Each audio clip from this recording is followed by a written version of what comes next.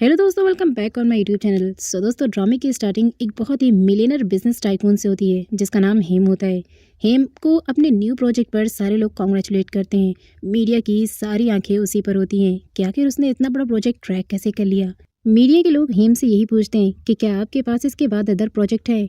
हेम कहता है I have a lot of projects. Media का सबसे बड़ा क्वेश्चन तो ये होता है कि क्या आप अपने इस न्यू प्रोजेक्ट में पुराने एम्प्लॉयज के साथ काम करना पसंद करेंगे या उन्हें निकाल देंगे। वो कहता है कि आपको किसने कहा कि मैं अपने एम्प्लॉयज़ को छोड़ दूंगा। इवन मैं काबिलियत वाले शख्स को कभी नहीं छोड़ता। मीडिया के क्वेश्चंस तो बढ़ते ही जा रहे थे। अब क्योंकि हमारा बॉय बहुत ही रूटलेस बॉय था, इसलिए वो अपने सेक्रेटरी विन के साथ वहाँ से चला जाता है। विन उसको कहता है कि आखिर तुमने अपनी पावर को शो क्यों नहीं किया। हेम उससे कहता है क्योंकि मुझे अभी अपने प्रोजेक्ट की तरफ ध्यान देना है। दूसरी तरफ हम इस ड्रामे की फीमेल लीड निट को देखते हैं, जो कि एक राइडिंग पार्क की ओनर होती है और वो ये बिजनेस को बहुत ही अच्छे से कवर अप कर रही होती है। साथ ही उसके कुछ वर्कर्स भी होते हैं जो उसके साथ इस राइडिंग पार्क को देखने का काम करते हैं। देन हम निट के अंकल को देखते हैं जो कि अपने असिस्टेंट से कह रहे होते हैं कि मुझे उस राइडिंग पार्क के सारे डॉक्यूमेंट्स चाहिए, किसी को भेजो निट के घर पर। निट जैसे ही अपने घर पर पहुंचती है और ड्रॉर को ओपन करती है तो वो मिरर में देख लेती है कि कोई उसके पीछे है, जिसके एक हाथ में नाइफ और दूसरे हाथ में राइडिंग पार्क के डॉक्यूमेंट्स होते हैं। वो जल्दी से टर्न होती है और गन लेकर उसे कहती है कौन हो तुम, तुम्हें यहाँ किसने भेजा है। सामने वाला बंदा उसे कहता है शूट मत करना मुझे। वो कहती है डॉक्यूमेंट्स मेरे हवाले करो। वो कहता है मैं तुम्हें डॉक्यूमेंट्स दे रहा हूँ बट प्लीज शूट मत करना। वो उसके सामने शूकेस गिरा देता है और फिर कमरे से डॉक्यूमेंट लेकर निकल जाता है। वो भी उसके पीछे भागती है अपने डॉक्यूमेंट्स को लेने के लिए, लेकिन वो बंदा तो हेम से टकरा कर डॉक्यूमेंट वहीं छोड़ देता है और डर के मारे भाग जाता है। अब उधर से दौड़ती हुई निट आती है जो हेम से टक्कर लगकर उसके ऊपर ही गिर जाती है।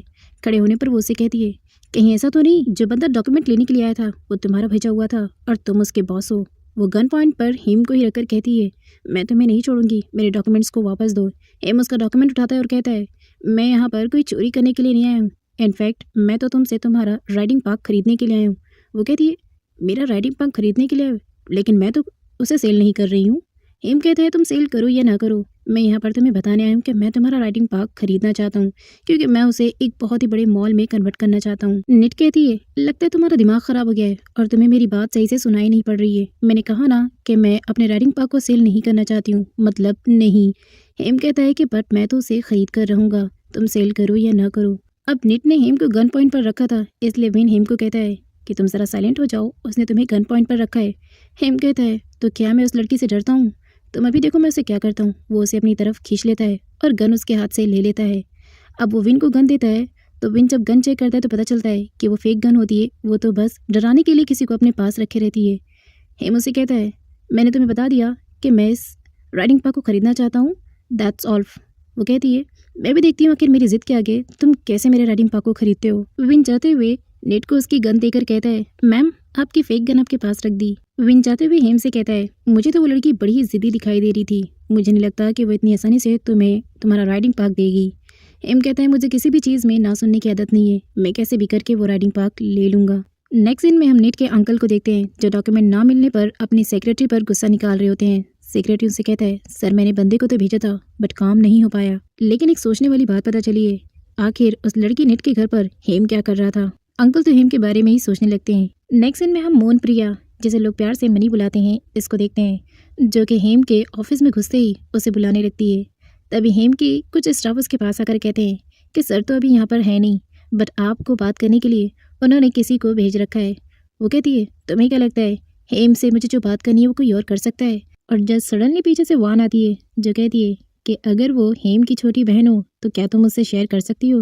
वो कहती है ऑफ कोर्स जो बात करना है मैं तुमसे कर सकती हूँ। विन हेम से कहता है मुझे ऐसा लगता है कि तुम्हें एक बार मनी से बात कर लेनी चाहिए, इनफैक्ट वो तुम्हारा कब से वेट कर रही है। हेम कहता है तुम्हें पता है ना कि मुझे अपना फालतू टाइम गंवाना बिल्कुल भी पसंद नहीं, और वैसे भी मुझे मनी से बात करने में कोई इंटरेस्ट नहीं है। दूसरी तरफ हम नेट को देखते हैं जिसके स्विंग पर दो लोग फंस जाते हैं और स्विंग बीच में ही खराब हो जाता है।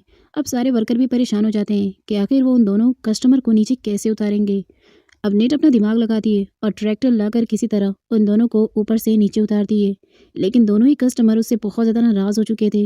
नीचे उतरते ही वो लोग कहते हैं कि आखिर तुम्हारा स्विंग कैसा है, हम तुम्हारे राइडिंग पार्क की शिकायत करेंगे, इवन हमने तो पुलिस को भी इन्फॉर्म कर दिया है। अब देखना कैसे तुम्हारे राइडिंग पार्क की बहुत ज़्यादा इंसल्ट होगी और कोई भी यहाँ पर नहीं आएगा। इवन तुम्हारे राइडिंग पार्क की तो पूरी धज्जियां उड़ाऊंगी मैं सोशल मीडिया पर, ताकि इसकी बहुत इंसल्ट हो। निट अपने बिजनेस को लेकर परेशान हो जाती है, इसलिए उन दोनों कस्टमर के सामने वो अपने घुटनों पर आकर अपोलोजाइज करती है। लेकिन दोनों कस्टमर इतने रूड होते हैं कि वो उसका वीडियो बना लेते हैं और उसकी अपोलोजाइज को एक्सेप्ट ना करते हुए कहते हैं कि अब देखना तुम्हारे राइडिंग पार्क का क्या होगा। उन दोनों रूड कस्टमर की वजह से अब निट काफ़ी परेशान थी, तो उसकी फ्रेंड बहू से समझाती है कि देखो तुम ज़्यादा टेंशन मत लो, तुम्हें इस न्यूज़ का सामना करना पड़ेगा।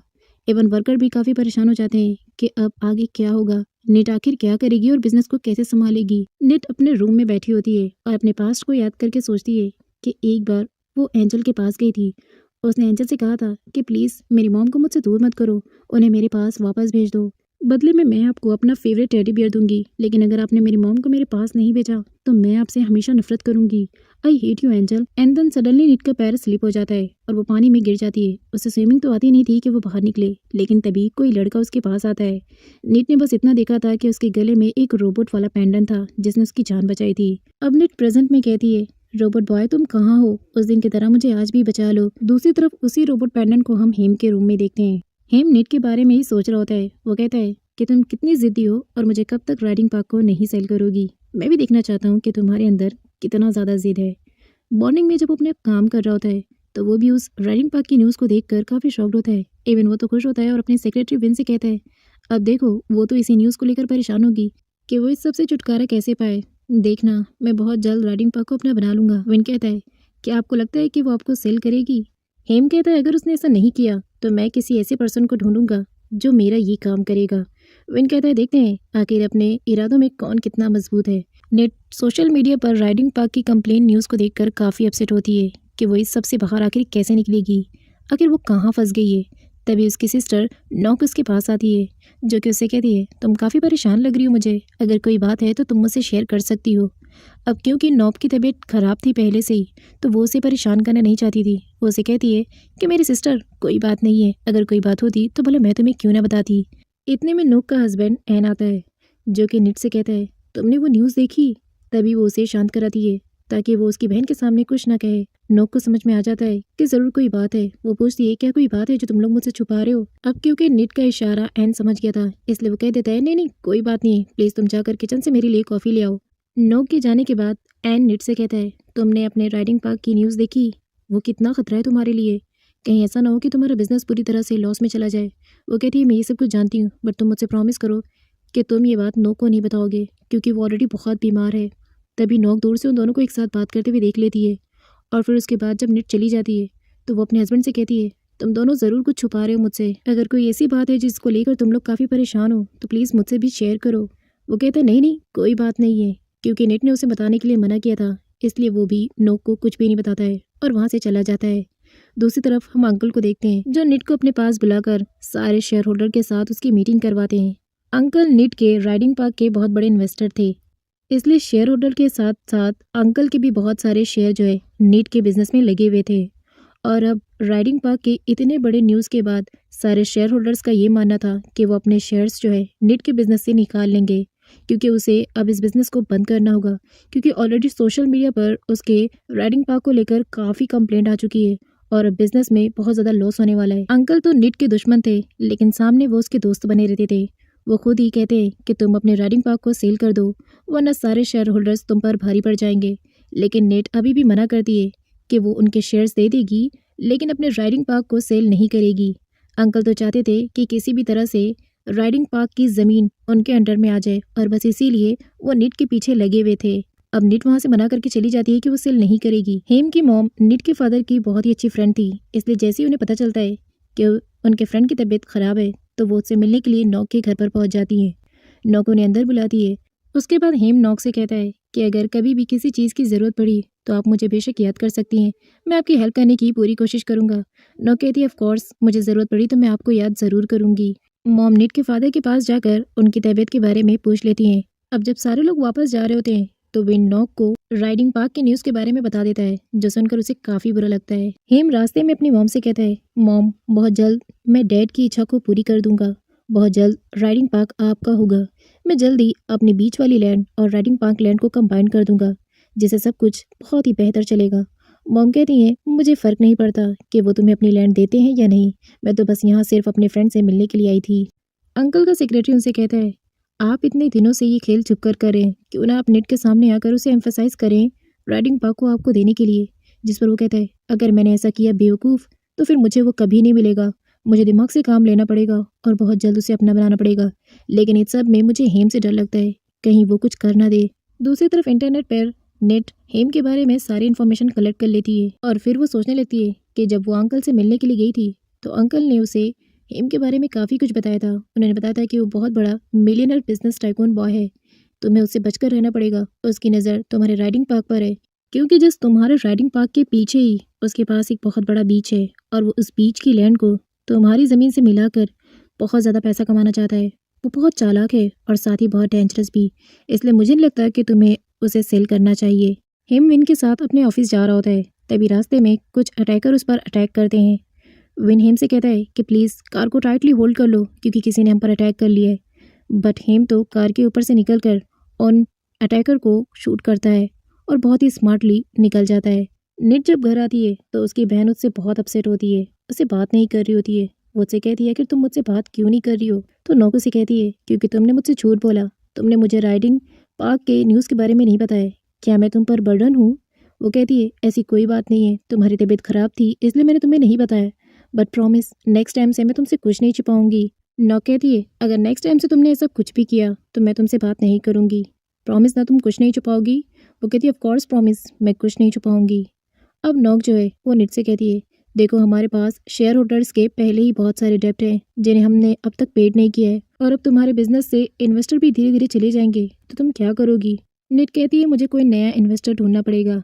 नेक्स्ट डे नॉक निट को एक बहुत बड़ी कंपनी में लेकर जाती है, लेकिन वो उसे बताती नहीं कि वो उसे कहाँ ले जा रही है। केबिन में पहुंचते ही नॉक कहती है सर आपने कहा था ना कि मुझे जब भी जरूरत पड़ेगी आप मेरी हेल्प करेंगे। अब उस कंपनी का ओनर कोई और नहीं बल्कि हेम ही होता है। हेम कहता है ऑफ कोर्स मैं आपकी हेल्प करूंगा। निट तो जैसे ही हेम को देखती है उसका गुस्सा 7वें आसमान पर पहुंच जाता है, बट हेम निट को देखकर कहता है मुझे बहुत खुशी हुई आपसे दोबारा मिलकर। अब नॉक निट को कहती है इसका मतलब तुम दोनों पहले से मिल चुके हो? निट कहती है हाँ, ये वही इंसान है जो जबरदस्ती हमारे राइडिंग पार्क को खरीदना चाहता है, आप मुझे इसके पास क्यों लेकर आई हैं? तो वो कहती है मैं जानती हूँ कि ये तुम्हारे राइडिंग पार्क को खरीदना चाहता है, लेकिन इसके पास बहुत ही अच्छा प्रपोजल है, एक बार कम से कम उसकी बात तो सुन लो। वैसे भी हमारे ऊपर बहुत सारा कर्जा है और कभी कभी कुछ पाने के लिए कुछ खोना पड़ता है निट। लेकिन निट तो अपनी बहन के इस बिहेवियर से काफ़ी शौक थी। वो कहती है मैं कुछ भी करूँगी बट इस बंदे से कभी डील नहीं करूँगी। बट नॉक मैं तुम्हारे फैसले से बहुत ज़्यादा शॉक्ड हूँ कि मेरी अपनी बहन ही मेरे राइडिंग पार्क को सेल करना चाहती है, लेकिन तुम भी सुन लो कान खोलकर, मैं राइडिंग पार्क को कभी सेल नहीं करूंगी। और नेट गुस्से में वहां से बाहर निकल जाती है। नेट रुक जाओ मेरी बात तो सुनो, लेकिन वो तो चली जाती है। इतने में वहाँ हेम की मॉम आ जाती है जो कि नोक को अपने पास रोक लेती है। दूसरी तरफ हेम नेट को जबरदस्ती उसका हाथ पकड़कर कहता है तुम कहाँ जा रही हो, मुझे तुमसे भी बात करनी है।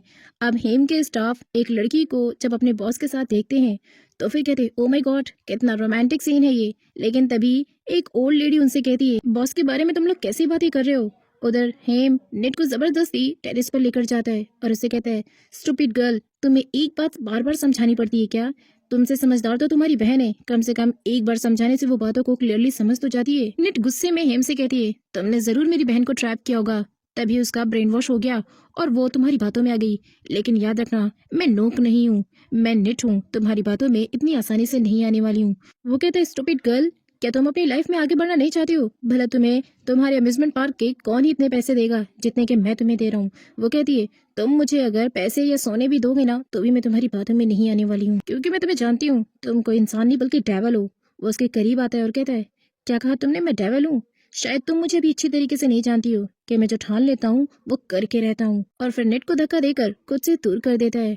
नेट उससे कहती है तुम कुछ भी कर लो, लेकिन मैं तुम्हारी बातों में आकर अपने राइडिंग पार्क को सेल नहीं करूंगी। वो कहता है इसका मतलब तुम्हारा आंसर अब भी ना है? वो कहती है हाँ। तो वो उससे कहता है देखो तुम्हारी बहन ने मुझे बताया है कि तुम पर बहुत सारा डेब्ट है, इसलिए प्लीज मेरे प्रपोजल को एक्सेप्ट करो और अपने सारे कर्जे चुकाकर आराम की जिंदगी जियो। नेट तो उसे एरोगेंटली मना करके जा रही होती है, तभी उसकी हील्स फिसल जाती है और वो गिरने लग जाती है। बट सही टाइम पर हेम उसे पकड़ लेता है। दोनों एक दूसरे के बहुत क्लोज होते हैं, बट सडनली हेम उसे जमीन पर छोड़ देता है और कहता है अगर तुमसे इतनी हाई हील्स पहनी नहीं जाती तो फिर पहनती ही क्यों हो, जब इन्हें उतारने का भी ढंग तुम्हें नहीं है? वो कहती है it's none of your business. Hem उससे कहता है इससे आसान है तुम्हारी स्कर्ट को उतारना। वो कहती बदतमीज लड़के, तुम्हें बात करने का भी तरीका नहीं है। और इतने में ही हेम गुस्से में निट को खुद के इतना क्लोज कर लेता है कि निट को ऐसा लगता है कि कहीं हेम उसे किस ना कर ले। बट सडनली हेम उसे जमीन पर वापस छोड़ देता है और कहता है, मेरी बात मान जाओ, इसी में तुम्हारी भलाई है, वरना बहुत पछताना होगा। और वो चला जाता है। निट उसे जोर जोर से चिल्लाकर कहती है, you just wait and watch me. दूसरी तरफ हेम की मदर को नॉक ने सब कुछ बता दिया था और कहती है कि मेरे इस बिहेवियर से निट मुझसे काफी नाराज है। तो मॉम उसे समझाती है, डोंट वरी, वो अभी छोटी है, तुम्हारी जितनी समझदार नहीं है, जिम्मेदारियां अभी उसके कंधे पर नहीं है, इसीलिए वो बस तुम्हारे सामने नासमझी का नाटक कर रही है। बट तुम टेंशन मत लो, धीरे धीरे जब वो तुम्हारी बातों को समझेगी तो समझ पाएगी कि तुम मुझसे कितना प्यार करती हो और उसका बुरा कभी नहीं चाहोगी। नेक्स्ट सीन में हम लोग निट को एन की सिस्टर मीना के साथ देखते हैं, जो कि एक रिपोर्टर गर्ल होती है। मीना को जब पता चलता है कि कोई निट के राइडिंग पार्क को जबरदस्ती उससे खरीदने की चाह रख रहा है, तो वो उसे कहती है, कहीं वो इंसान हेम तो नहीं है। निट उसे कहती है, बदकिस्मती से हेम ही है जो जबरदस्ती मेरे राइडिंग पार्क को मुझसे खरीदना चाहता है। मीना कहती है, तो इस बारे में तुमने क्या सोचा? निट कहती है, नेवर, मैं उसे अपना राइडिंग पार्क कभी सेल नहीं करूंगी। मीना उसे कहती है, तो क्या तुम इतने बड़े मिलियनर बिजनेस टाइकून से टक्कर लोगी?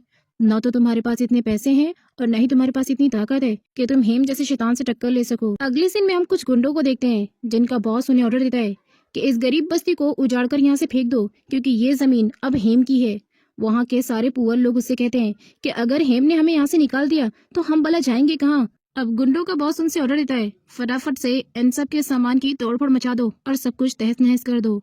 अब गरीब लोग भी एकजुट हो जाते हैं और कहते हैं, हम इस बस्ती को छोड़कर कहीं नहीं जाएंगे, और वो लोग भी गुंडों पर अटैक कर देते हैं। अब यहाँ पर झगड़े हो ही रहे होते हैं कि तभी हेम पहुंच जाता है। हेम एक गुंडे को मारकर रोकता है तो उनका बॉस कहता है, अबे साले तू कौन है? तो विन कहता है, ये रियल हीरो है। अब बात समझ में आई सर, आज इनसे फाइट मैं कर लूँ क्या? हेम कहता है, जाओ लेकिन संभाल के। अब विन उन गुंडों से जाकर फाइट करने लगता है और सबके छक्के छुड़ा देता है। एवन वो तो उन लोगों को इतना मारता है कि वो तो वहाँ की धूली चाट लेते हैं।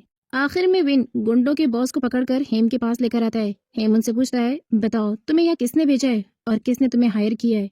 गुंडों का बॉस कहता है कि सर, मुझे हेम सर ने हायर किया है। हेम तो बहुत ज्यादा शॉक्ड हो जाता है कि जब मैंने किसी को हायर नहीं किया, इसका मतलब ही मुझसे झूठ बोल रहा है। वो कहता है, हेम तो मैं हूँ, सच सच बताओ, क्योंकि मैं ऐसे कामों के लिए किसी को हायर नहीं करता, क्योंकि मेरी पर्सनालिटी इतनी चीप नहीं है जो मैं लोगों के साथ बुरा करूं। बताओ तुम्हें किसने भेजा है? लेकिन वो गुंडों का बॉस यही कहता है, सर हमें हेम ने भेजा है। वो कहता है, क्या तुम्हारे पास उसकी कोई तस्वीर है? वो कहता है, नहीं, हमारी कॉल पे सिर्फ बात होती थी, इसीलिए मेरे पास कोई भी फोटोज वगैरह नहीं है।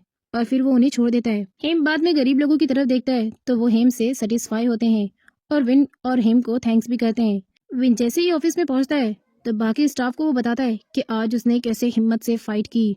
स्टाफ तो विन को देखकर बहुत ही ज्यादा खुश हो जाते हैं और कहते हैं, तुम तो बड़े ब्रेव निकले, हम तो तुम्हें नहीं जानते थे, और काफी कूल पर्सनैलिटी है तुम्हारी वैसे विन। और उसकी तारीफ करने लगते हैं।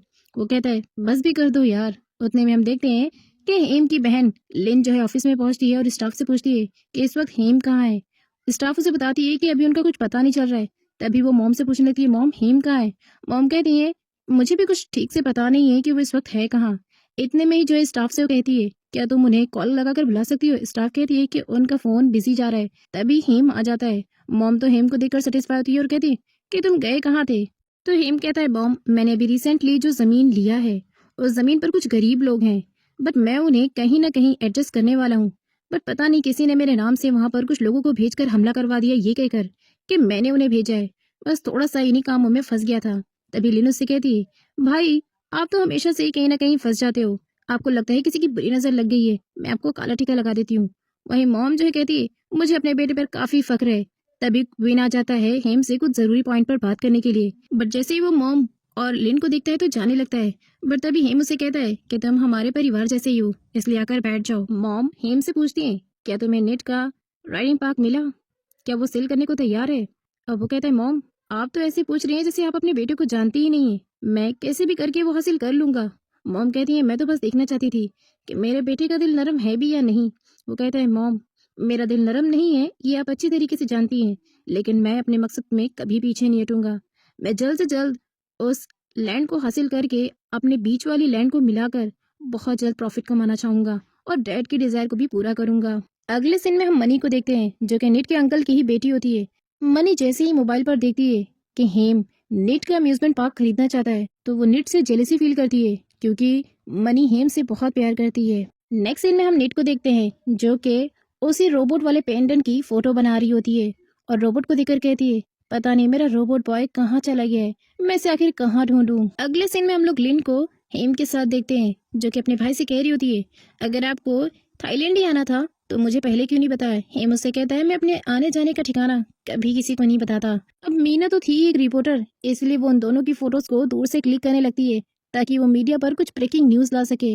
मीना तो फोटोज क्लिक करके जा रही होती है, लेकिन तभी विन जानबूझकर बीच में अपना पैर अड़ा देता है और उसे जमीन पर गिराकर कहता है, अरे तुम यहाँ जमीन पर सो रही हो क्या? अगर सोना ही तो है अपने घर पर सोना। वो कहती है, बदतमीज लड़के, तुमने जानबूझकर मुझे गिरा दिया ना, तुम में मैनर्स नाम की चीज नहीं है क्या? वो कहता है, मिस रिपोर्टर, आप यहाँ पर मेरे बॉस और उनकी बहन की फोटोज क्लिक कर रही थी, तो आप में बड़े मैनर्स है क्या? वो उसका कैमरा लेकर ऊपर उठा देता है और उसके बाद फोटोज को देखकर कहता है, तो मैं बिल्कुल सही था। वो कहती है, मैं तो बस एंटरटेनमेंट के लिए फोटो खींच रही थी। विन कहता है, इसका मतलब मेरा बॉस आपको एंटरटेनमेंट की चीज लगता है? वो कहते हैं, नहीं ऐसी कोई बात नहीं, मेरा कैमरा दो। और वो कैमरा छीनने के चक्कर में उसके ऊपर ही जा गिरती है। दोनों एक दूसरे के काफी क्लोज होते हैं। वो कहती है, मेरे ऊपर से हटो, और कैमरा घसीट लेती है। पर जब मीना फोटोज को चेक करती है तो विन ने तो उसमें सारे फोटो डिलीट कर दिए थे। मीना कहती है, सेंसलेस लड़के, तुमने सारे फोटोज डिलीट करके मेरी मेहनत को पानी में फेंक दिया। वो कहता है, मिस रिपोर्टर, अगली बार जब आना तो जरा दूसरे रिपोर्टर की तरह दिमाग लेकर आना, क्योंकि तुम्हें तो बिल्कुल भी दिमाग नहीं है। वो गुस्से में उसके पैर को जानबूझकर हिट करके वहां से निकल जाती है। अब ड्रामे में हमारे हीरो के अपोजिट थॉमन की एंट्री होती है। थॉमन कोई और नहीं बल्कि नीट के अंकल का ही बेटा होता है। मीना हैंडसम बॉय थॉमन का फोटो क्लिक करती है और उसके बाद वो उससे इंटरव्यू में सवाल करती है, सर आपके अकॉर्डिंग बिजनेस क्या है? वो रिफाइन करता है कि मेरे अकॉर्डिंग बिजनेस को जीतना है और हार को भूलना। अब उसके बाद उसका सेक्रेटरी उसके पास आता है और कहता है कि सर लिम तो थाईलैंड पहुंच चुका है। अगले सीन में हम लोग मनी को देखते हैं। मनी अपने डैड के पास आकर कहती है, पा क्या आजकल जो रिसेंटली ब्रेकिंग न्यूज चल रही है आपको उसके बारे में कुछ पता है? पा कहते हैं, ऑफ कोर्स मुझे सब कुछ पता है। वो अपने डैड से कहती है, पा आखिर हेम नीट की लैंड को क्यों खरीदना चाहता है और वो भी उसके पीछे इतना क्रेजीनेस क्यों है? पा कहते हैं, तुम नहीं जानती हो, वो अपने पीछे वाली बीच की लैंड को और नीट के लैंड को एक में मिलाना चाहता है ताकि वो उससे ज्यादा इनकम कमा सके, लेकिन वो तो मैं चाहता हूँ। अब डैड मनी से कहते हैं, बाय द वे तुम नीट के बारे में इतनी इन्वेस्टिगेशन क्यों कर रही हो? मनी कहती है, पा आप तो जानते हैं ना कि मैं हेम से कितना ज्यादा प्यार करती हूँ और इस वक्त हेम के नाम के साथ जो है नीट का नाम जोड़ा जा रहा है, जो कि मुझे बिल्कुल भी पसंद नहीं, बस इसीलिए। डैड कहते हैं, तो ठीक है, आज से तुम मेरा एक काम करोगी, तुम नीट के पास जाओगी और हेम से रिलेटेड उसके पास जितनी भी इन्फॉर्मेशन है तुम मुझे ला कर दोगी और तुम मेरा ये काम करोगी क्योंकि ये काम तुम कर सकती हो। देन हम नीट के डैड को देखते हैं जो कि बहुत ज़्यादा बीमार होते हैं और बिस्तर पर पड़े होते हैं और फिर वो पास्ट के फ्लैशबैक में चले जाते हैं। पास्ट में नीट के अंकल नीट के डैड के साथ ही उनकी कंपनी में जॉब करते थे, लेकिन उनकी नज़र तो शुरू से ही नीट के डैड के अम्यूजमेंट पार्क पर थी। एक दिन वो कहते हैं कि अम्यूजमेंट पार्क को काफ़ी ज़्यादा लॉस हो गया है तो हमें बैंक से बहुत बड़ा लोन लेना पड़ेगा, लेकिन वो भी बैंकरप्ट होने से पहले ही। अब डैड तो उस वक्त अंकल पर आंख बंद करके भरोसा करते थे तो वो उनकी बात पर ट्रस्ट कर लेते हैं, लेकिन जब वो लोन लेने से मना करते हैं तो सामने से अंकल जो है गन निकाल कर उन्हें गन पॉइंट पर रख लेते हैं और कहते हैं, चुपचाप लेटर ऑफ प्रॉक्सी पर साइन कर दो ताकि इस अम्यूजमेंट पार्क का वारिस मैं बन जाऊं और तुम जो है इस कंपनी से गेट आउट हो जाओ। अब डैड को जब इतना बड़ा धोखा उनके फ्रेंड से मिलता है तो वो तो काफ़ी शॉक्ड हो जाते हैं, बट अंकल तो उन्हें गन पॉइंट पर रख कर लेटर ऑफ प्रॉक्सी पर साइन करवा लेते हैं। बट नीट के डैड ने भी बड़ी चालाकी से उन सारे पेपर्स को आपस में मिलाकर अंकल को कंफ्यूज कर दिया और खुद नीचे गिर गए क्योंकि उन्हें उस वक्त हार्ट अटैक जो है आ रहा था। वो कहते हैं, यू बास्टर्ड, तुमने मेरे साथ चीटिंग किया। अब क्योंकि लेटर ऑफ प्रॉक्सी का पेपर ऑलरेडी सारे पेपर्स में मिक्स हो चुके थे तो अंकल को तो वो पेपर मिलता ही नहीं, जिसकी वजह से वो नीट के डैड को जान से मारने जा रहे होते हैं, लेकिन तभी कंपनी में कोई और आने लगता है जिसकी वजह से वो चले जाते हैं और वो ये सारा कुछ अपनी बेटी मनी को बता देते हैं और फिर कहते हैं कि मेरे लिए तुम्हें काम करना पड़ेगा और फिर अपने सेक्रेटरी को हुक्म देते हैं कि फटाफट से पता करो कि इस वक्त निट कहाँ है। मनी कहती है, पा मैं आपका काम करूंगी लेकिन पहले शॉपिंग करने जाऊंगी। डैड कहते हैं, पता नहीं ये लड़की कब सुधरेगी। अगले सीन में हम निट को देखते हैं जो कि अपने अम्यूजमेंट पार्क के लिए न्यू इन्वेस्टर्स ढूंढने के लिए गई थी। निट जितने भी लोगों से मिलती है और अपने अम्यूजमेंट पार्क में उनके शेयर देने के लिए कहती है तो सारे लोग तो इस न्यूज़ को जानते थे कि हेम यानी इतना बड़ा मिलियनर बिलियनर बिजनेस टाइकून उस लैंड को परचेस करना चाहता है, तो हमारी औकात नहीं है उसमें शेयर को देने की।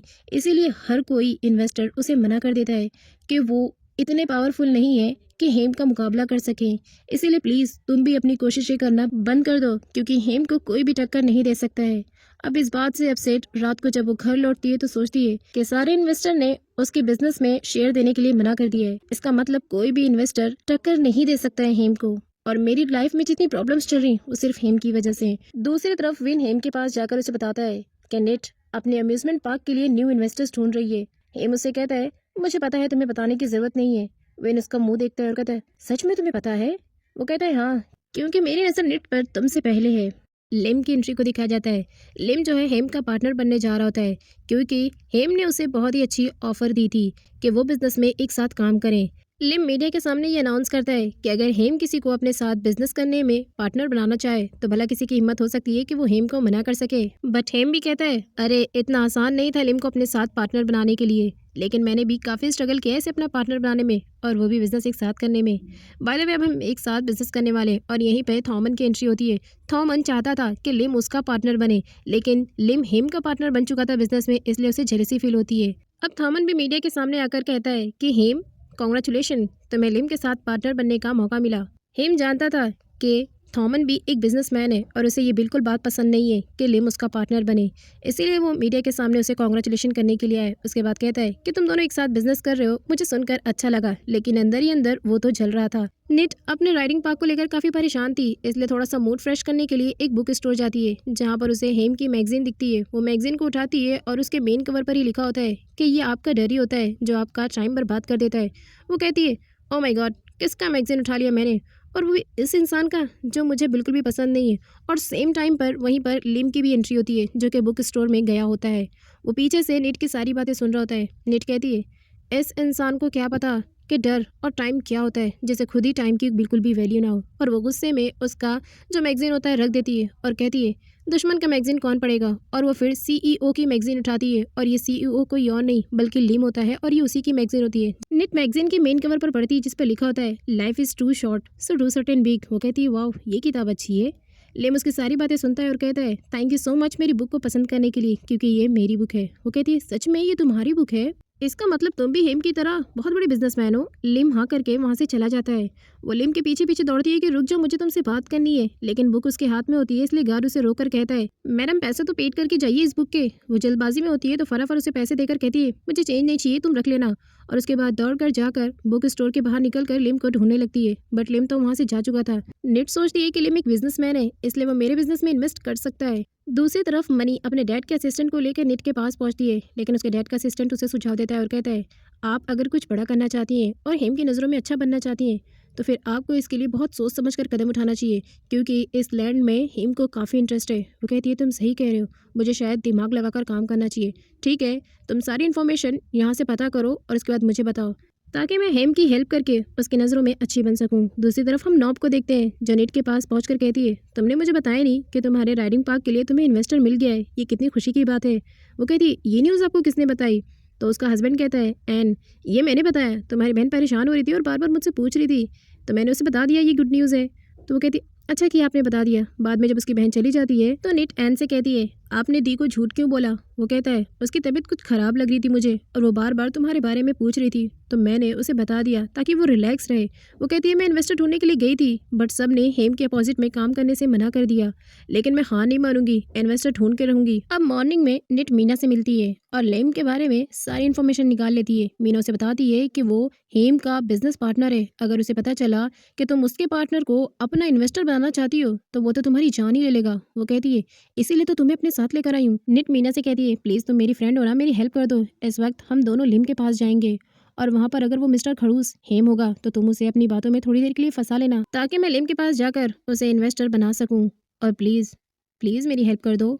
वो उसे फाइनली लेकर लिम के पास पहुंच जाती है। लिम वहाँ पर गोल्फ खेल रहा होता है, वो देखती है और खुश हो जाती है। कहती है कि यहाँ पर तो वो मिस्टर खड़ूस हेम है ही नहीं, इसका मतलब मैं लिम से अकेले में बात कर सकती हूँ। लेकिन तभी मीना विन को देख लेती है। वो कहती है मैं यहाँ पर नहीं रुक सकती हूँ, उस विन से तो मेरी पहले ही अच्छी खासी बहस हो चुकी है। वो कहती है प्लीज़ रुक जाओ ना, तो वो उस पर नज़र रखती है। अब लिम वहाँ से जा ही रहा होता है तो वो मीना को इंसिस्ट करती है प्लीज़ थोड़ी देर विन पर नज़र रख लो, मैं फटाक से आ जाऊँगी। वो कहती है चलो ठीक है, मैंने तुम्हारी बात मान ली, अब तुम जाओ यहाँ से और जल्दी आना। अब इतना कहकर वो उसे थैंक्स बोलती है और फिर वो चली जाती है। बेचारी मीना डरते डरते विन पर नजर रख रही होती है, लेकिन वो देखती है कि विन जो है लिम के साथ गोल्फ खेल रहा है, तो वो उन दोनों की वीडियो बनाने लगती है ताकि उसे ब्रेकिंग न्यूज में कुछ मिल जाए। लेकिन तभी विन उसे वीडियो बनाते हुए देख लेता है और फिर उसके पास आने लगता है। अब इसकी बेचारी की हालत टाइट हो जाती है। विन आते ही उसे अपनी बाहों में ले लेता है और कहता है, कहीं ऐसा तो नहीं कि तुम मुझसे वन साइडेड प्यार करने लगी हो, इसीलिए जहाँ मैं जाता हूँ मेरे पीछे पीछे आ जाती हो और मेरी फोटोज निकालने लगती हो। वो कहती है, देखो मिस्टर, ऐसी कोई बात नहीं है, मैं तो यहाँ पर सिर्फ लिम को गोल्फ खेलता हुआ देखकर उससे सीखने आई थी। वो कहता है, क्या सच में तुम गोल्फ सीखने आई थी? तो बताओ तुम्हारा गोल्फ का सामान कहाँ है और तुम्हारा बैग कहाँ है? अब क्योंकि उसके हाथ खाली थे तो वो चुप हो जाती है। उसके बाद उससे कहता है, सच में तुम मेरी पिक्चर्स ले रही थी, बताओ तुम मुझसे प्यार करने लगी हो ना?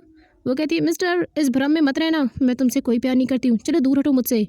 अब वो जाने लगता है तो फिर वो सोचती है अगर कहीं इसने निट को देख लिया तो। वो उसे रोकती है और कहती है, एक मिनट, मैं मानती हूँ कि मुझे तुमसे थोड़ा थोड़ा प्यार होने लगा है, लेकिन विन कहता है, लेकिन कुछ नहीं, पहले एक्सेप्ट करो कि तुम मुझसे प्यार करती हो तो ही मैं तुम्हारा इंटरव्यू दूंगा। कहती है, हाँ मैंने एक्सेप्ट कर लिया, चलो ना फटाफट इंटरव्यू को रिकॉर्ड कर लेते हैं। और वो उसे किसी तरह से रोक लेती है। दूसरी तरफ जो निट होती है वो लिम के पास पहुँच कहती है कि मुझे आपसे कुछ ज़रूरी बात करनी है। वो कहता है, पहले ये बताओ क्या तुमने मेरी मैगज़ीन को पूरा पढ़ लिया? वो कहती, हाँ मैंने जितना पढ़ा मुझे आपके बारे में उतनी ही इंटरेस्टिंग चीज़ें पता चलती गई, लेकिन यहाँ पर मैं आपको सच बताऊँ तो मैं आपसे मिलने नहीं आई बल्कि आपसे कुछ ज़रूरी बात करने आई हूँ। वो कहता है, क्या बात करनी है तुम्हें? वो कहती है कि मैं आपसे कुछ ज़रूरी बात करना चाहती हूँ, लेकिन यहाँ नहीं, अकेले में। क्या आप मेरे साथ अकेले में बात कर सकते हैं? लिम कहता है, ठीक है मैं तुमसे बात करूँगा। वो उसे एक रूम में लेकर जाता है जहाँ वो उसे अपनी बिजनेस फाइल पूरी दिखा देती है और कहती है कि आपको मेरा इन्वेस्टर बनना होगा। लेकिन तभी वहाँ पर हेम आ जाता है जो उसका हाथ पकड़कर ज़बरदस्ती उसे कहता है, सॉरी लिम, तुम्हें शायद पता नहीं है कि ये लड़की बहुत ही बदतमीज़ है। इसे आखिर बड़े लोगों से कैसे बात करते हैं, बिल्कुल मैनर्स नहीं है। तुम यहाँ से निकलती हो या मैं तुम्हें ज़बरदस्ती लेकर जाऊँ? लिम तुम यहीं पर मेरा वेट करो। और वो जो है निट को घसीटता हुआ गार्ड के पास लेकर जाकर कहता है, इसे अंदर किसने आने दिया? और फिर उसे बाहर एक रूम में ले जाता है और कहता है, तुम यहाँ पर मुझसे मेरा पार्टनर छीनने आई हो? वो कहती है, मैं तुम्हारा पार्टनर छीनने नहीं आई हूँ, मैं सिर्फ उसे अपना इन्वेस्टर बनाने आई हूँ। वो जाती है और कहती है, मुझे जाने दो क्योंकि मुझे लिम से बात करनी है। बट हेम उसे ज़बरदस्ती पकड़कर रोकता है और कहता है, तुम यहाँ से कहीं नहीं जाओगी। नेट उससे कहती है, अगर तुमने मेरे साथ ज़बरदस्ती करने की कोशिश की तो मैं किडनैपिंग का केस तुम पर कर दूंगी। वो कहता है, क्या सच में तुम मेरे पर किडनैपिंग का केस करोगी? और उसके इतना करीब जाता है कि नेट को ऐसा लगता है कि कहीं वो उसे किस ना कर दे, इसीलिए वो कहती है, प्लीज़ प्लीज़ रुक जाओ, मेरे करीब मत आना तुम। अगले सीन में नेट के अंकल को दिखाया जाता है जो कि नेट के डैड से मिलने के लिए उनके घर पर पहुंचते हैं और जाकर कहते हैं, ओ माय डियर फ्रेंड, तुम ठीक तो हो ना? मैं तुम्हारे बारे में ही जानने के लिए यहाँ पर आया हूँ, लेकिन अफसोस तुम तो कुछ बोल ही नहीं सकते क्योंकि तुम पूरी तरह से पैरालाइज्ड हो। और ये मेरे लिए अच्छा है ताकि तुम अपना मुंह ना खोल सको। लेकिन तुमने आखिर उस लेटर ऑफ प्रॉक्सी को कहाँ छुपा कर रखा है पेपर्स के बीच में, मुझे आज तक नहीं पता चला। प्लीज़ मुझे बता दो कि लेटर ऑफ प्रॉक्सी कहाँ है। तभी जो है वहाँ पर एन और नोक भी आ जाते हैं। अब क्योंकि पेशे से एन एक डॉक्टर था तो उन्हें डैड की कंडीशन कुछ ठीक नहीं लगती, तो वो अंकल से कहता है, क्या आपने उनसे कोई स्ट्रेस वाली बात की है? तो अंकल कहता है, नहीं नहीं, मैंने कोई स्ट्रेस वाली बात नहीं की, मैं तो सिर्फ एज अ फ्रेंड उससे मिलने के लिए यहाँ पर आया था। अगर तुम लोगों को बुरा लगा तो नेक्स्ट टाइम मैं नहीं आऊँगा। तभी नोक कहती है, अंकल ऐसी कोई बात नहीं है, आपका जब दिल चाहे आप अपने बेस्ट फ्रेंड से मिलने आ सकते हैं। आगे हम निट के घर के सर्वेंट को देखते हैं जो कि उसके डैड के स्टडी रूम को क्लीन कर रही होती है। और तभी हमें दिखाया जाता है कि लेटर ऑफ प्रॉक्सी एक टेबल के नीचे ही पड़ा होता है जिस पर किसी की नज़र नहीं होती है। तो वही नीट अपने डैड के पास जाती है नाइट के सीन में और उनसे कहती है, डैड आप बिल्कुल फिक्र मत कीजिए, आपको पता है मैंने अपने लिए एक न्यू इन्वेस्टर भी ढूंढ लिया है, अब हमारे राइडिंग पार्क को कुछ नहीं होगा। हालांकि वो ये सब कुछ अपने डैड से झूठ बोल रही होती है क्योंकि उसे पता होता है कि उसके डैड की तबीयत ठीक नहीं है, लेकिन फिर वो हेम की बातों को याद करती है कि उसने कहा है कि वो उससे उसका राइडिंग पार्क छीन लेगा। दूसरी तरफ हम हेम की फैमिली को डिनर करते हुए देखते हैं जहाँ विन जो है अपने मुंह में लेग पीस की हड्डी को चूस रहा होता है। तभी हेम उससे कहता है कि ये बहुत डिलीशियस है। वो कहता है, हाँ ये बहुत डिलीशियस है। तभी उसकी मॉम कहती है, क्या सच में तुम्हें हड्डी में भी बहुत ज़्यादा मज़ा मिल रहा है? खत्म हो चुका है, तुम दूसरा ट्राई कर सकते हो। बट विन सबको ये नहीं पता था कि वो मीना के ख्यालों में खोया हुआ है। मॉम हेम से कहती है, मैंने सुना है कि नेट लिम को अपना इन्वेस्टर बनाना चाहती है, क्या मैंने सही सुना है? हेम कहता है, यस मॉम, आपने बिल्कुल सही सुना है, लेकिन वो इतनी कैपेबल नहीं है कि वो लिम को अपना इन्वेस्टर बनाए और ना ही मैं उसे बनाने दूंगा। मॉम कहती है, औरत बहुत तेज़ होती है हेम, अगर वो कुछ ठान ले तो करके रहती है और मुझे वो लड़की बहुत ही तेज़ लगती है। हेम कहता है, मॉम मैं अपने इरादों में कभी कमज़ोर नहीं पड़ूंगा। इवन मुझे तो ऐसा लगता है कि वो सिर्फ लिम में इंटरेस्टेड है, जस्ट इसीलिए उसको अपना इन्वेस्टर बनाना चाहती है। अगले सीन में हेम निट को कॉल करता है। निट जैसे ही कॉल उठाती है तो कहती है, तुमने मुझे कॉल क्यों किया है? वो कहता है, कैसी हो मिस थीफ? वो कहती है, क्या कहा तुमने? Miss thief? मैं चोर नहीं हूँ। वो कहता है तो मैं चोर ना कहूँ तो क्या कहूँ? तुमने मेरा इन्वेस्टर चुराने की कोशिश की, इसीलिए आज से तुम्हारा नाम मिस थीफ रहेगा। हेम नीट से कहता है, देखो मैंने कॉल लगाया है सिर्फ तुम्हें वार्निंग देने के लिए। कल मैंने बहुत बड़ी पार्टी ऑर्गेनाइज की है और इस पार्टी में लिम भी होगा, तो प्लीज दोबारा मत आ जाना उसे चुराने के लिए। वो कहती है, क्या कहा तुमने? अब तो मैं पार्टी में आकर रहूंगी। वो कहता है, मैं सिक्योरिटी इतनी टाइट कर दूंगा कि तुम पार्टी के अंदर पहुंच ही नहीं पाओगी। वो कहती है, मुझे तुम्हारा चैलेंज मंजूर है, देखना मैं कल क्या करती हूँ। अब नेक्स्ट डे जब लिन सिक्योरिटी इतनी सारी देखती है तो वो आकर विन से पूछती है कि आखिर इतनी स्ट्रिक्ट सिक्योरिटी क्यों लगाई गई है, क्या कोई ख़ास कारण है? विन उसे बताता है कि हाँ, हेम ने सिक्योरिटी को आज ज़्यादा ही टाइट रखा है क्योंकि चोर चक्के बहुत ज़्यादा घूम रहे हैं। वो कहती है, ओह भाई ने किया है तो फिर सब कुछ ठीक है, लेकिन काफ़ी डेंजरस चोर हैं क्या, जो सिक्योरिटी को इतनी ज़्यादा टाइट करनी पड़ी। वहीं हम देखते हैं कि जो नीट होती है वो एक वेटर का लुक लेकर पार्टी में आ जाती है और वो भी अपनी फ्रेंड बॉब के साथ। बहुत डरती है और कहती है, क्या सब कुछ ठीक होगा ना अगर हेम ने हमें पकड़ लिया तो? वो कहती है, प्लीज़ डराओ मत मुझे, ऑलरेडी मैं काफ़ी डरी हुई हूँ। मैं बस यहाँ पर अपना काम करूँगी, लिम से मिलूंगी, उसे अपने बिजनेस के लिए इन्वेस्टर बनाऊंगी, देन हम यहाँ से चले जाएंगे। वहीं हम देखते हैं कि ऑफिस के कुछ सर्वेंट जो है नीट को देख लेते हैं।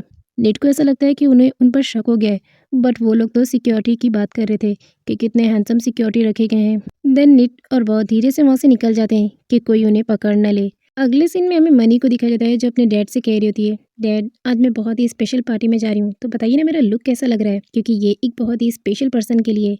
डैड कहते हैं, स्पेशल पर्सन? वो कहती है, हाँ डैड, मैं हेम की पार्टी में जा रही हूँ, तो हेम मेरे लिए बहुत ही इंपॉर्टेंट है ना, तो इसीलिए मैंने अपना लुक बहुत ही अच्छा बनाया है। अब सिक्योरिटी के साथ साथ विन भी सब पर नजर रखता है कि कोई भी अजनबी पर्सन पार्टी में ना आए और उसे निट को देखकर उस पर शक हो जाता है। वो जैसे उसके शोल्डर पर हाथ रखता है तो वहां पर मीना आ जाती है निट को बचाने के लिए और वो जानबूझकर विन को खुद के ऊपर गिरा लेती है।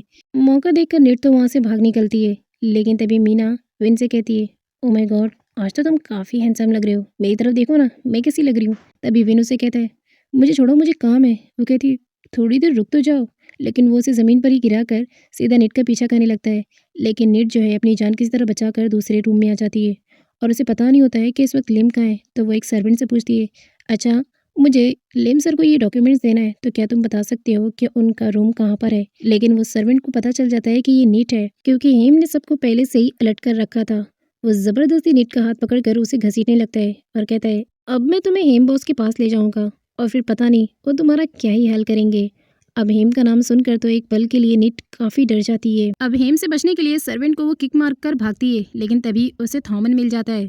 थॉमन उसे रोकता है और कहता है कि तुम मुझ पर ट्रस्ट कर सकती हो क्योंकि मैं जानता हूँ कि तुम जो है लिम से मिलना चाहती हो और उसको अपना इन्वेस्टर बनाना चाहती हो। बाय द वे हम दोनों एक ही नाव पर सवार हैं क्योंकि हम दोनों ही लिम के साथ बिजनेस करना चाहते हैं, करेक्ट? इसलिए तुम मुझ पर ट्रस्ट कर सकती हो। अब थॉमन की बातों को सुनने के बाद निट कहती है, ठीक है, लेकिन सिर्फ एक ही बार मैं तुम पर ट्रस्ट करूंगी। थॉमन निट को कहता है कि अब जाकर चेंज कर लो क्योंकि इस ड्रेस में तुम्हें ऑलरेडी लोगों ने देख लिया है, तो फिर जाकर चेंज कर लो। वो चली जाती है चेंजिंग रूम में। अब बाद में हम उसे एक नए लुक में देखते हैं जो कि उसे थॉमन ने दिया था। अब वो लुक को देखकर कहती है, इसमें तो मुझे कोई भी नहीं पहचानेगा। दूसरी तरफ विन जो है वो हेम के पास आता है और कहता है कि बिजनेस की पूरी तैयारी हो चुकी है, आई थिंक हमें अब पार्टी में जाकर अनाउंस कर देना चाहिए। अब लिम तो पार्टी के लिए निकल जाता है रूम से। तभी विन जो है वो हेम को निट की रिसेंटली गेटअप की पिक्चर दिखाता है और कहता है, ये मेरे मोबाइल पर पता नहीं किसने भेजा है, इसका मतलब वो पार्टी में आ चुकी है। हेम कहता है, मैं उसे देख लूंगा। थॉमन की सेक्रेटरी निट को पार्टी में लेकर आती है, लेकिन वो पकड़े जाने की वजह से अभी डर रही थी। इतने में ही वहाँ पर एक गार्ड आ जाता है जो निट को पहचान लेता है और डायरेक्ट उसे बेहोशी की दवा सूंघा देता है। अब निट तो बेचारी बेहोश हो गई थी, लेकिन उसके साथ ही बॉब वहाँ पर पहुंच चुकी थी। वो उसे ढूंढ रही होती है और फाइनली वो देख भी लेती है कि निट को किसी ने जो है किडनैप कर लिया है, लेकिन पता नहीं उसने उसे बचाया क्यों नहीं। इनफैक्ट अब तो पार्टी में मीना भी उसे ढूंढ रही थी, लेकिन तभी मीना जो है बॉस से टकराती है और वो बॉस से पूछती है, तुम्हें कुछ पता है कि निट कहाँ है? मैं कब से उसे कॉल ट्राई कर रही हूँ पर उसका कॉल नहीं लग रहा है। बट बॉब मीना से झूठ बोल देती है कि मुझे भी निट के बारे में कुछ नहीं पता। आखिर उसने मीना को निट के बारे में सच क्यों नहीं बताया? क्या वो उससे जलती थी? ये हमें आगे स्टोरी में पता चलेगा। दूसरी तरफ हम एक रूम में निट को बेहोश देखते हैं और उसके पास थॉमन होता है। इसका मतलब थॉमन ने निट के साथ एक बहुत ही घटिया खेल खेला। वो कहता है कि मैंने तुम्हें जो एनेस्थेटिक दिया है ना, उससे तो तुम काफी लंबे टाइम तक बेहोश रहोगी और उसके बाद मैं अपना काम कर लूंगा। विन हेम के पास जाकर उसे बताता है कि मैंने पूरी पार्टी में निट को ढूंढ लिया पर वो मुझे कहीं नहीं मिली और एक अननोन नंबर से वापस से उसे निट का एक फोटो आता है और साथ ही रूम नंबर भी। जैसे ही ये चीज़ हेम देखता है तो वो कहता है मुझे जाना होगा और वो विन को लेकर उस कमरे में जाने लगता है। अब जैसे ही वो रूम की तरफ जा ही रहा होता है कि तभी वो बीच में रुक जाता है और विन से कहता है कि इस लड़की को ढूंढने के लिए मैं क्यों जाऊँ? मिस थीव को अगर ढूंढना है तो तुम जाकर किसी और आदमी को लेकर जाओ। और वैसे भी मुझे और भी ज़रूरी काम है, मैं वो करने के लिए जा रहा हूँ, मैं इसे ढूँढने के लिए तो नहीं बना हूँ। और वो चला जाता है। दूसरी तरफ हम थॉमन को देखते हैं जो लिम के पास आकर अपना पूरा बिज़नेस प्लान बता देता है और उसके बाद कहता है कि मेरा जो प्रोजेक्ट है वो हेम से भी ज़्यादा अच्छा है। इसीलिए मैं चाहता हूँ कि तुम हेम को छोड़कर मुझे अपना पार्टनर बना लो। लिम उससे कहता है तुम्हारा प्रपोज़ल तो काफ़ी अच्छा है, लेकिन तुम जानते हो ना कि मैं ऑलरेडी हेम का पार्टनर हूँ। बाय द वे थॉमन, तुम मुझे ये बताओ कि तुमने बिज़नेस करने के लिए मुझे अपना पार्टनर क्यों चुना? वो कहता है क्योंकि तुम इसके एबल हो। थॉमन, तुम जानते हो तुम अपने सीनियर को ही चीट कर रहे हो, और वो भी हेम को, और वो भी ये जानते हुए कि वो मेरा बेस्ट फ्रेंड है। बाय द वे तुमने मुझे अपनी बातों से काफ़ी डिसअपॉइंट किया है, लेकिन मैं तुम्हें बता दूं कि अगर कोई मुझे दोस्ती और बिजनेस में से किसी एक चीज़ को चुनने के लिए कहे तो मैं दोस्त को चुनना पसंद करूंगा, क्योंकि दोस्त एक अच्छा मिलना बहुत ही किस्मत की बात होती है। तो मैं तुम्हें सॉरी पर अपॉइंट नहीं कर सकता। थॉमन लिम से कहता है ये तुम अच्छी तरीके से जानते हो कि मेरा business proposal as compared to हेम के काफ़ी बेहतर है, बट कोई बात नहीं, लेकिन मैं तुम्हें एक सलाह ज़रूर दूंगा। जब भी तुम्हें फ्री टाइम मिले तो एक बार मेरे प्रपोजल के बारे में ज़रूर सोचना, शायद तुम्हारा मूड चेंज हो जाए। अब जैसे ही थॉमन रूम से निकलता है तो विन और हेम उसे देख लेते हैं। हेम थॉमन से कहता है तो लिम से बिजनेस से रिलेटेड तुम्हारी बात हो गई, लेकिन ये तुमने बिल्कुल भी अच्छा नहीं किया। वो कहता है ऐसा क्यों? हेम उससे कहता है क्योंकि कभी कभी हम किसी के बारे में ऐसा सोचते हैं जो हम जानते नहीं हैं। थॉमन उसे कहता है कभी कभी ऐसा भी होता है कि जैसे आप लोगों के बारे में सोचते हैं वो आदमी वैसा हो ही ना। हेम और लिम की पार्टनरशिप को लेकर मीडिया में काफ़ी चर्चे हो रहे थे। इतने में मनी बुके के साथ हेम के पास आती है और उसे कॉन्ग्रेट्स करती है। बाद में अब हेम तो उससे पीछे छुड़ाना चाहता था, इसीलिए वो लिम से कहता है कि मुझे ऐसा लगता है कि अब हमारा यहाँ का काम हो चुका है और अब हमें थोड़ी देर के लिए रेस्ट करना चाहिए। हेम तो मनी को कोई भाव नहीं दे रहा था और वो चुपचाप लिम को लेकर अपने साथ चला जाता है, और बेचारी मनी वो तो बस हेम को ही देखते रह जाती है।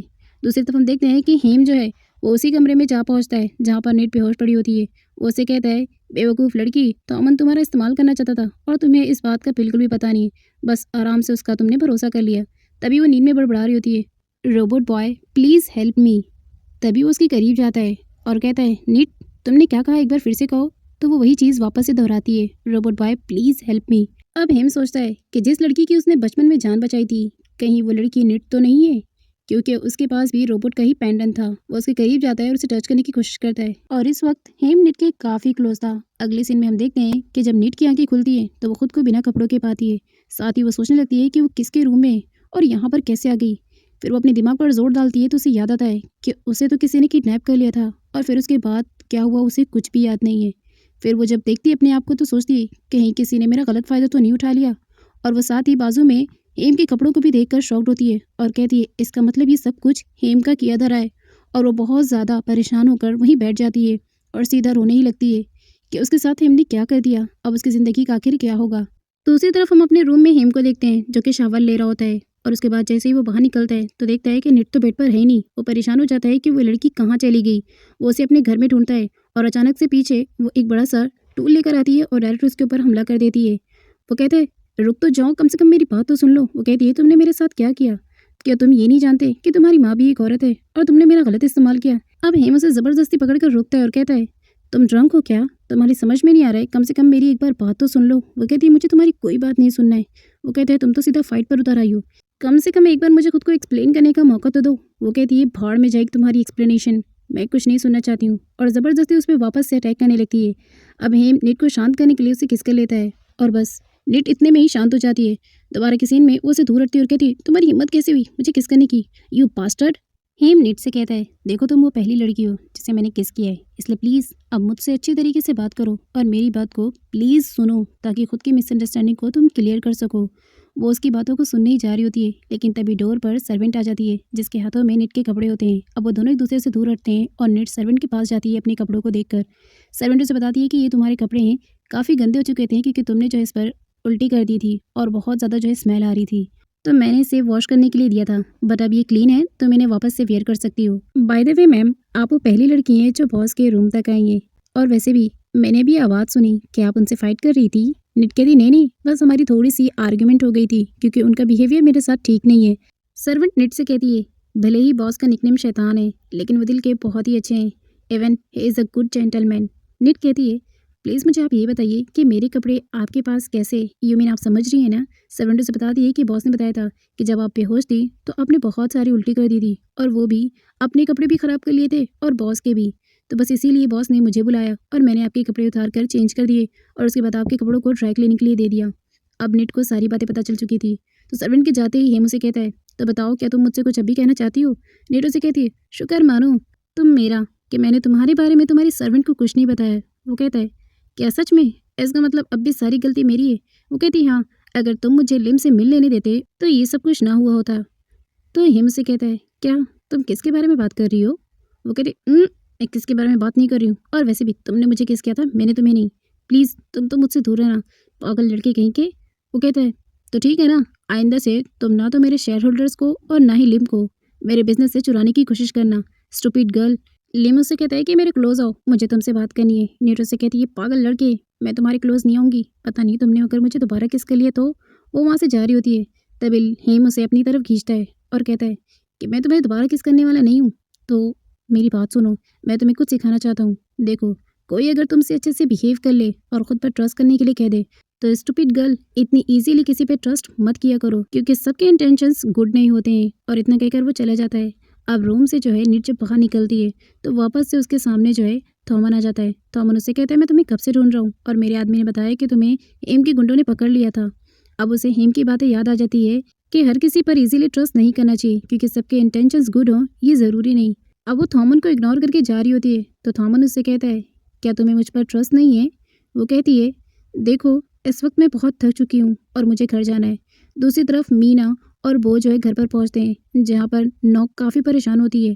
तो मीना और बो सारी बातें बता देते हैं कि वो लोग लिम से मिलने के लिए एम के पार्टी में गए थे, बट तब से उसका कुछ पता नहीं चल रहा है। अब उसकी बहन नोक काफ़ी परेशान हो जाती है और कहती है कि इस बार फिर से मुझसे उसने झूठ बोला। मुझे तो ऐसा लगता है कि मुझे हेम को कॉल करके पूछना चाहिए। वो हेम को कॉल भी लगाती है, बट कॉल डिस्कनेक्ट हो जाता है। वो कहती है कि मुझे ऐसा लगता है कि अब हमें पुलिस स्टेशन चलना चाहिए निट की रिपोर्ट लिखवाने के लिए। नॉक तो मान जाती है, बट तभी मीना कहती है कि 24 आवर्स अभी उसे हुए नहीं है, और जब तक 24 आवर्स नहीं हो जाएंगे तब तक रिपोर्ट नहीं लिखी जाती है। इतने में ही जो है निट आ जाती है। नॉक उसे देख कर रख करती है और कहती है, निट, तुम ठीक तो हो ना? तुम्हें कहीं चोट वोट तो नहीं आई? वो कहती है, रिलैक्स, मैं ठीक हूँ। अब निट के बैठते ही सारे लोग उस पर क्वेश्चंस की बारिश कर देते हैं। निट उसे कहती है, बताओ तुम कहाँ थी अब तक? हम सब तुम्हारे लिए कितने परेशान हो रहे थे। नॉक उसे कहती है कि तुम तो लिम से मिलने के लिए गई थी ना, तो कहीं ऐसा तो नहीं कि हेम ने तुम्हें पकड़ लिया था और बस इसीलिए तुम्हें आने में लेट हो गया? क्या उसने तुम्हारे साथ कुछ किया क्या? वो कहती है, नहीं नहीं, ऐसी कोई बात नहीं है जैसा तुम लोग सोच रहे हो। वो पार्टी आज बहुत बड़ी थी ना, तो मैं काफ़ी थक चुकी हूँ और मुझे नींद आ रही है, इसलिए मैं सोने जा रही हूँ। तभी बॉस से कहती है, ओहो, तो महारानी को नींद आ रही है और यहाँ हम सारे लोग इसके लिए इतने परेशान थे और इन्हें तो सोना है। सच सच बताओ निट, आखिर तुम कहाँ थी? तो निट कहती है, कुछ नहीं, बस उसके गार्ड को मुझ पर शक हो गया था और वो लोग मेरा पीछा कर रहे थे और मैं भागते भागते एक स्टोर रूम में जाकर फंस गई और बस कुछ घंटे मेरे वहीं पर बीत गए, और जैसे ही किसी ने डोर ओपन किया तो मैं वहाँ से वापस चली आई। तो बॉस से कहती है, अगर तुम फंस गई थी तो तुम हमें कॉल भी तो कर सकती थी। वो कहती है, अंदर नेटवर्क नहीं था, इसीलिए मैं तुम लोगों को कॉल नहीं कर पाई। अब हम नाइट के सीन में देखते हैं कि वो अपने मुंह को बहुत ही अच्छे से क्लीन करती है और कहती है, कहीं उस खड़ूस हेम की किस की वजह से मैं क्रेजी ना हो जाऊँ, उसकी तरह बिहेव ना करने लगूँ। ओ माय गॉड, उसने तो मुझसे मेरा पहला किस भी चुरा लिया जो मेरे रोबोट बॉय के लिए था। I am sorry robot boy. दूसरी तरफ हम हेम को देखते हैं जो किस के बारे में सोचकर मुस्कुरा रहा होता है। थॉमन अपने डैड से कहता है कि डैड, आप यहाँ पर क्यों आए? अब डैड कहते हैं, मैं तुम्हारा बाप हूँ, तो क्या एक बाप अपने बेटे से मिलने नहीं आ सकता? थॉमन कहता है कि जब आप मुझे अपना बेटा समझते ही नहीं है तो फिर मुझसे मिलने का क्या ही मतलब होता है? डैड कहते हैं, उस दिन मैं पूरी दुनिया को चीख चीख कर बता दूंगा कि तुम मेरे बेटे हो, जिस दिन तुम हेम से जीत जाओगे, लेकिन जब तक तुम उसके सामने लूजर बने रहोगे तब तक का नहीं। थॉमन को अपने डैड पर काफ़ी गुस्सा आता है। वहीं दूसरी तरफ मीना जो है निट के पास पहुंची होती है, क्योंकि निट ने मीना को कहा था कि तुम अपने सोर्सेस को लगाकर ये पता लगाओ कि आखिर लिम है कहाँ। मीना कहती है कि मुझसे जितना हो पाया मैंने सब कुछ किया और लिम को ढूंढने की कोशिश की, पर उसका कुछ पता नहीं चला। मुझे तो ऐसा लगता है कि कहीं हेम ने उसे छुपा दिया है ताकि तुम उससे ना तो मिल सको और ना ही बात कर सको। बताओ अब तुम आगे क्या करोगी? वो कहती है, मुझे भी नहीं पता। अगले सीन में हम हेम को और विन को कंस्ट्रक्शन साइट पर देखते हैं। वो लोग बिजनेस से रिलेटेड कुछ बात कर रहे होते हैं। तभी दोनों को कुछ वर्कर्स की आवाज़ आती है जो एक्सकैवेटर को अपनी तरफ आने से रोक रहे होते हैं। अब विन और हेम दोनों ही वहां पर चले जाते हैं और कहते हैं कि उस एक्सकैवेटर में आखिर है कौन, प्लीज़ बाहर आओ, कौन हो तुम? तभी हम देखते हैं कि उस एक्सकैवेटर में कोई और नहीं बल्कि निट होती है, जो कि हेम को परेशान कर रही थी ताकि वो उसे लिम का एड्रेस बता दे। वो उसे कहती है कि मैं नीचे नहीं आऊँगी जब तक तुम मुझे बता नहीं देते कि आखिर लिम को तुमने कहाँ छुपाया है। हेम कहता है, मैं भला उसे क्यों छुपाऊंगा? क्या वो कोई चीज़ है जो मैं उसे छुपा लूंगा? वो कहती है, देखो, मैं जानती हूँ कि तुमने ही उसे छुपाया है ताकि मैं उससे बात ना कर सकूँ। हेम उसे कहता है, चुपचाप तुम नीचे आओ। वो कहती है, मैं नीचे नहीं आऊँगी। इवन आज मैं तुम्हारे इस पूरे कंस्ट्रक्शन एरिया के छोटे-छोटे पीसेस कर दूँगी और सब पर मशीन चला के क्रश कर दूँगी।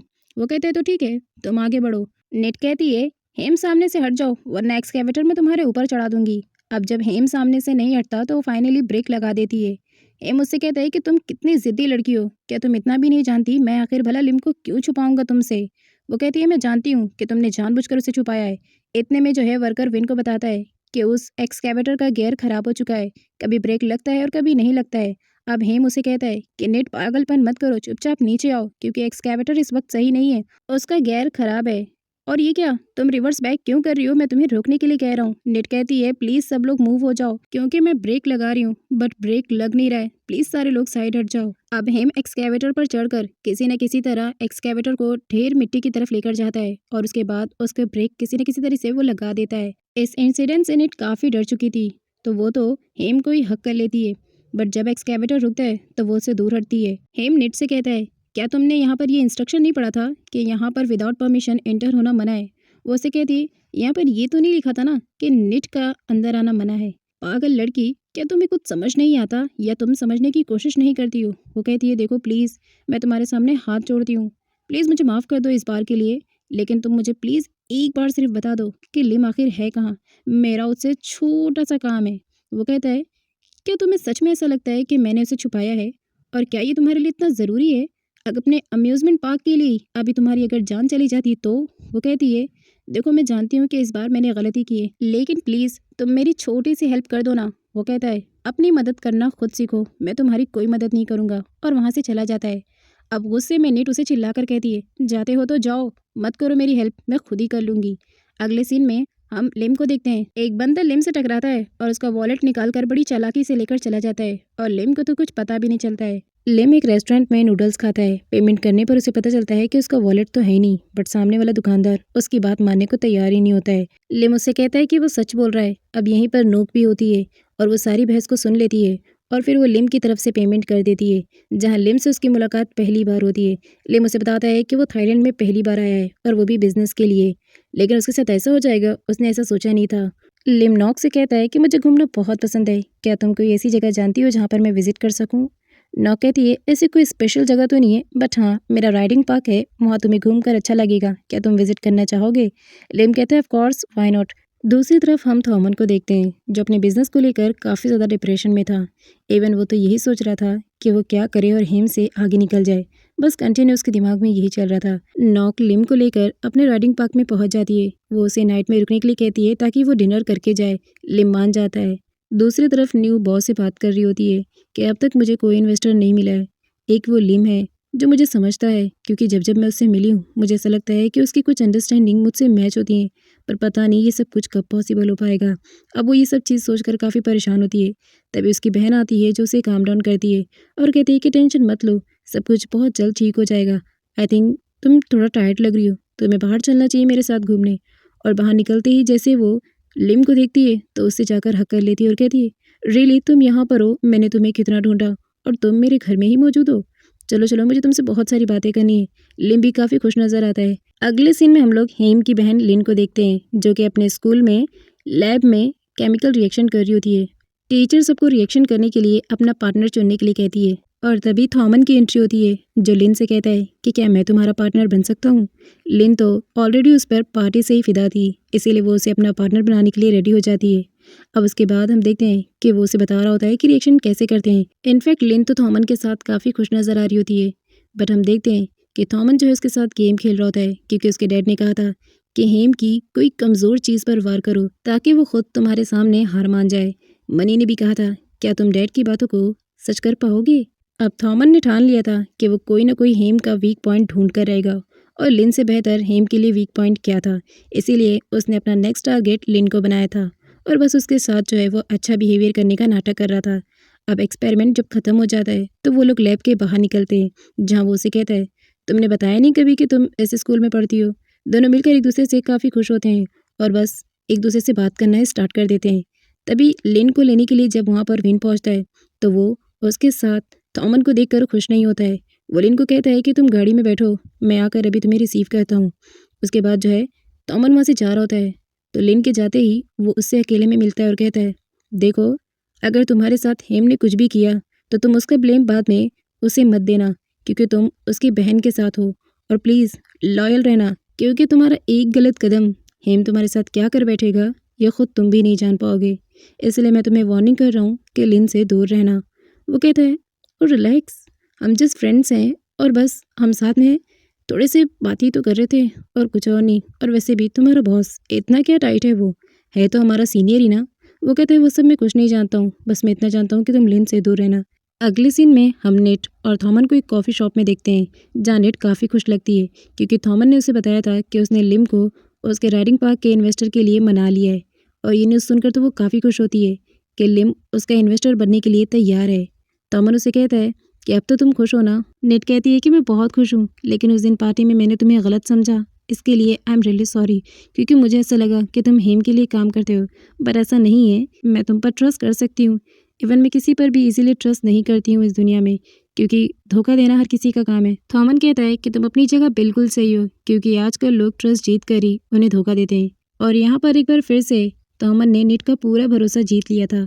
अगले सीन में हम लोग नेट को उसके दोस्तों के साथ बीच पर देखते हैं। अब लिम मान गया है ये चीज़, वो मीना को बता देती है। तो मीना उससे कहती है, लिम तुम्हारा इन्वेस्टर बनने के लिए मान गया है, इतना बड़ा रिच पर्सनैलिटी वाला हैंडसम बॉय, कहीं ऐसा तो नहीं कि वो तुम में इंटरेस्टेड है इसीलिए वो तुम्हारा इन्वेस्टर बनने के लिए तैयार हो गया है। वो कहती है, ऐसा कुछ भी नहीं है, और वैसे भी मैं अपने रोबोट बॉय से ही प्यार करती हूँ, और अगर मुझे लाइफ में कभी मौका भी मिला तो मैं उससे मिलने का चांस कभी नहीं गंवाना चाहूँगी। इनफैक्ट मैं तो उसे थैंक्स बोलना चाहूँगी, क्योंकि उसने बचपन में ही मेरी ज़िंदगी को बचाया था। अब हमें हेम के ऑफिस का सीन दिखाया जाता है, जहाँ पर सारे लोग मीटिंग कर रहे होते हैं, लेकिन हेम का दिलो दिमाग तो कहीं और होता है। वो तो बस नेट के बारे में ही सोच रहा होता है। इनफैक्ट उसका जो ध्यान होता है वो मीटिंग पर बिल्कुल भी नहीं होता है। कंटिन्यूसली वो सिर्फ और सिर्फ नेट के बारे में सोच रहा होता है। तो फिर वो मीटिंग को फिनिश करके विन के साथ ऑफिस से जा ही रहा होता है। तभी मनी उसे कहती है कि मुझे तुमसे लिम के बारे में कुछ बात करनी है। वो लोग एक रेस्टोरेंट में आते हैं। लिम उससे कहता है कि जो बताना है मुझे जल्दी बताओ। वो कहती है, रिलैक्स, मैं तुमसे बात कर ही तो रही हूँ। वो कहता है, मेरे पास बिल्कुल भी टाइम नहीं है। और इतने में ही हम देखते हैं कि मनी ने एक बहुत ही घटिया हरकत की थी। एक कैमरामैन से वो अपनी फ़ोटोज़ निकलवा रही थी, वो भी हेम के साथ। विन उसे पकड़ लेता है और कैमरा उसके हाथ से लेकर फ़ोटोज़ की चिप बाहर निकाल लेता है और वो सब कुछ हेम को दिखा देता है। हेम उसे कहता है, तो तुम यहाँ पर मुझे लेकर आई थी ताकि तुम एक घटिया यूजलेस फोटोग्राफर से मेरी और खुद की पिक निकाल कर मुझे ब्लैकमेल कर सको। तो मैं तुम्हें बता दूं कि तुम्हारा आइडिया बहुत ही चीप था और मैं इससे बहुत ज़्यादा डिसअपॉइंट हो गया हूँ। हेम वहाँ से जा ही रहा होता है, तभी मनी उसे कहती है कि मेरे डैड नीट के शेयर होल्डर हैं और उन्होंने मुझे बताया है कि लिम उसका इन्वेस्टर बनने के लिए राजी हो गया है। मनी घर जाकर अपने डैड से कहती है, डैड, आपने मुझे जो हेम को कहने के लिए कहा था मैंने वो सब कुछ उसे बता दिया है, लेकिन मुझे एक बात समझ नहीं आ रही है कि अगर लिम इन्वेस्टर बनेगा नीट का तो उससे आपको क्या प्रॉफिट होगा। डैड कहते हैं, स्टूपिड गर्ल, हमारे पास इतने शेयर्स नहीं है जितने के लिम के पास हैं, और जब वो शेयर्स लगाएगा तो फिर फ़ायदा मुझे भी होगा, क्योंकि मैं वहाँ का शेयर होल्डर जो हूँ। वो कहती है, देखिए डैड, मैंने आपकी बात तो मान ली, लेकिन अगर इस बीच में मेरा और हेम का रिलेशन ख़राब होता है तो इसके ज़िम्मेदार आप होंगे। हेम निट के पास उससे मिलने के लिए जाता है और उसे कहता है कि मैंने सुना है कि तुम निट के राइडिंग पार्क में इन्वेस्टर बनने के लिए रेडी हो चुके हो। लिम कहता है, हाँ, जहाँ तक मैं तुम्हें जानता हूँ तुम्हें इससे कोई प्रॉब्लम नहीं होगी। हेम उसे कहता है, लेकिन मैं उस राइडिंग पार्क की ओनर को बिल्कुल पसंद नहीं करता हूँ। वो कहता है, ऐसी कोई बात नहीं है, वो लड़की अच्छी है, मैं उससे मिल चुका हूँ, इवन उसके थॉट्स भी अच्छे हैं। वैसे हेम, मुझे जहाँ तक पता है तुम्हें भी उस लैंड में इंटरेस्ट है ना। वो कहता है, हाँ, मैं उसे बाय करना चाहता हूँ। अब हेम लिम से पूछता है कि तुमने आखिर निट के राइडिंग पार्क में ऐसा क्या इंटरेस्टिंग देखा जो इन्वेस्टर बनने के लिए राजी हो गए। तो लिम उसे कहता है कि ऐसी कोई इंटरेस्टिंग चीज़ तो नहीं है, लेकिन मुझे वहाँ के लोग बहुत पसंद है। इवन मुझे उसके राइडिंग पार्क से ज़्यादा तो निट अच्छी लगती है।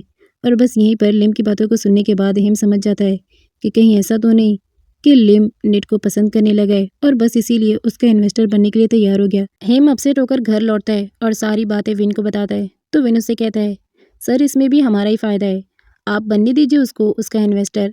जब वो सारे शेयर्स उसमें डाल देगा तो फिर उस लैंड पर लिम का भी हक हो जाएगा, और फिर आप लिन से वो करवाइएगा जो आप चाहते हैं। इस तरह से हुआ ना हमारा प्रॉफिट भी। विन की बातों को सुनने के बाद वो कहता है, मुझे खुद जाकर उसके राइडिंग पार्क पर उससे बात करनी पड़ेगी। इवन मैं जानना चाहता हूँ कि आखिर लिम ने उसके सामने क्या क्या कंडीशंस रखी हैं और वो आखिर कैसे रेडी हो गया। वो कहता है, क्या आप सच में वहाँ पर जाएंगे। वो कहता है, हाँ, कंडीशन को जानने के लिए मुझे उसके पास जाना ज़रूरी है।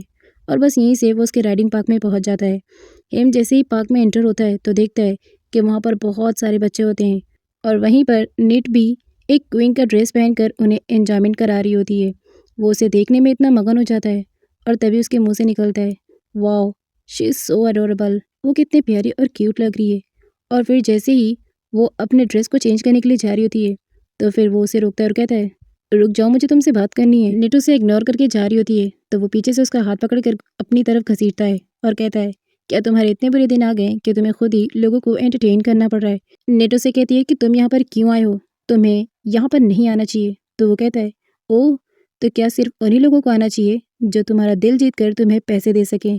वो कहती है, व्हाट रबिश, तुम्हारे दिमाग में तो सिर्फ बैड थिंग्स ही भरी हैं और अपनी लाइफ में मैंने तुम्हारे जितना घटिया इंसान कभी नहीं देखा। तुम जब भी मुंह खोलते हो बुरा ही बोलते हो। हेम गुस्से से कहता है, सच सच बताओ, तुमने अपनी बॉडी को यूज़ किया है ना लिम को बहलाने फुसलाने में। बताओ आखिर उसने तुम्हें कितने में खरीदा है, मैं तुम्हें उसका डबल पे करूंगा। निट भी कहती है, अगर तुम मुझे 10 गुना ज़्यादा भी दोगे ना तो भी मैं तुम्हारी बात कभी नहीं मानूंगी। वो कहता है, क्यों नहीं मानोगी, आखिर मनी तो तुम्हारे लिए बहुत बढ़ के है ना, तो दोनों के पैसों की वैल्यू तो बराबर हुई ना। वो कहती है, तुम उसकी जैसे बिल्कुल भी नहीं हो। अगर वो हेवन है तो तुम हेल हो। एज कम्पेयर टू यू वो बहुत इनोसेंट है और तुम एक डेविल हो। तुम कुछ भी कहो, मेरे लिए कुछ मैटर नहीं रखता, क्योंकि मैं अपना माइंड चेंज नहीं करने वाली हूँ।